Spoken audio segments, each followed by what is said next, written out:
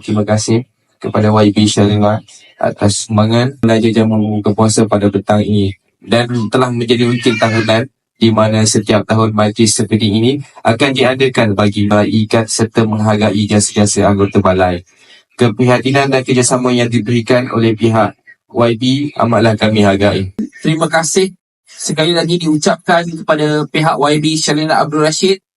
atas kesudian meluangkan masa menghadiri ke majlis ini serta menjadi kebanggaan dan kemegahan kepada Balai Bomba dan Penyelamat Bagan Jemal sekaligus menjadi pemangkin kejayaan dan kegemilangan pada majlis pada petang ini. Terima kasih kepada YB Shalina atas jemputan dan juga kerjasama dengan Bomba di Bagan Jemal yang telah menganjurkan sekali lagi majlis iftar ini. Jadi kami daripada Pejabat Kadun Pulau Tikus amat terima kasihlah dan juga dapat bersama sekali lagi